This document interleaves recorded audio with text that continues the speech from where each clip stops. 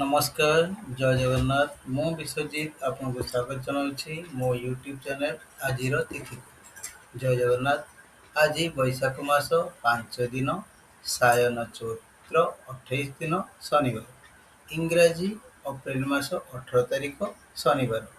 ବିରଜା କ୍ଷେତ୍ରକୁ ସୂର୍ଯ୍ୟ ଉଦୟ ହେଉଛନ୍ତି 5ଟା 24 ମିନିଟରେ। ସୂର୍ଯ୍ୟ ଉଦୟ ହେଉଛନ୍ତି ମେଷ ରାଶିରେ ଶୂନ ଦଣ୍ଡ 30 ବିରଜା କ୍ଷେତ୍ରକୁ ସୂର୍ଯ୍ୟ ଅସ୍ତ ହେବେ 6ଟା 3 ମିନିଟରେ। ସୂର୍ଯ୍ୟ ଅସ୍ତ ହେବେ ତୁଳା ରାଶିରେ ଶୂନଦଣ୍ଡ 47। ଆଜିର ତିଥି ପ୍ରତିପଦ 23 ଦଣ୍ଡ 9 ଲିତା ପର୍ଯ୍ୟନ୍ତ, ଅର୍ଥ ଦିନ 2ଟା 40 ପର୍ଯ୍ୟନ୍ତ।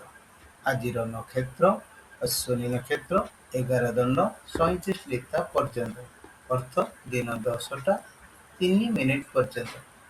ଆଜିର ରାଶି ମେଷ ରାଶି 60 ଦଣ୍ଡ।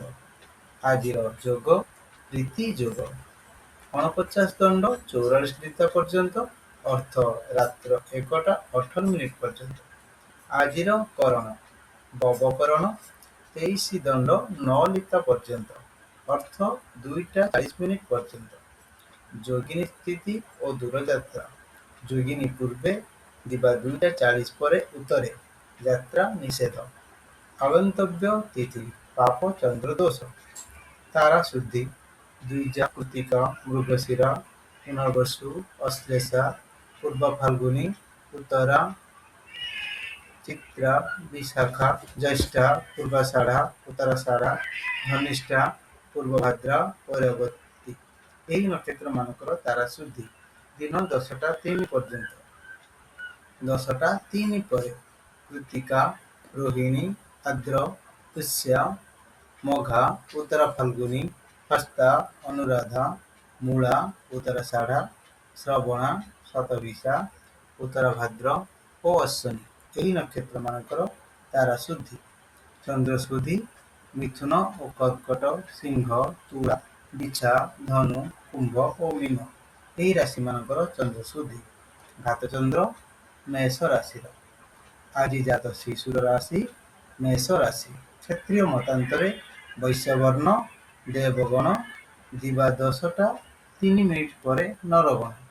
ଆଜି ମୃତ ବ୍ୟକ୍ତିର ଏକ ପାଦ ଦିବା 2ଟା 40 ପରେ 2 ପାଦ ପୁଷ୍କର ଯୋଗ। ଅଶୁଭ ବେଳା କାଳ ବେଳା ପ୍ରାତଃରୁ 6ଟା 58 ମଧ୍ୟେ, ଅପରାହ୍ନ 4ଟା 23 ପରେ 6ଟା 3 ମଧ୍ୟେ, ବାର ବେଳା ଦିନ 1ଟା 1 ପରେ 2ଟା 50 ମଧ୍ୟେ, କାଳରାତ୍ରି ଅସ୍ତରୁ ସନ୍ଧ୍ୟା 7ଟା 37 ମଧ୍ୟେ, ଶେଷ ରାତ୍ରି 3ଟା 56 ପରେ 5ଟା 24 ମଧ୍ୟେ। ଶୁଭ ବେଳା ଅମୃତ ଯୋଗ ଦିନ 9ଟା 24 ପରେ 12ଟା 35 ମଧ୍ୟେ, ରାତ୍ରି 11ଟା 30 ପରେ 2ଟା 6 ମଧ୍ୟେ।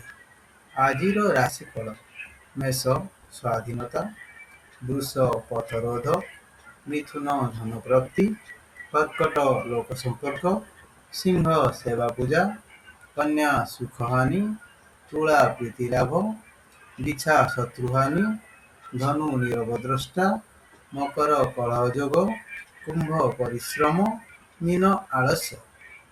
ନମସ୍କାର ବନ୍ଧୁଗଣ, ଯଦି ଆପଣଙ୍କୁ ଆମ ଚ୍ୟାନେଲଟିର ସୂଚନା ଭଲ ଲାଗୁଥାଏ ଆମ ଚ୍ୟାନେଲକୁ ନିଶ୍ଚୟ ଲାଇକ୍ ସେୟାର କମେଣ୍ଟ କରିବା ସହିତ ଚ୍ୟାନେଲଟିକୁ ସବସ୍କ୍ରାଇବ୍ କରିବେ। ଜୟ ଜଗନ୍ନାଥ।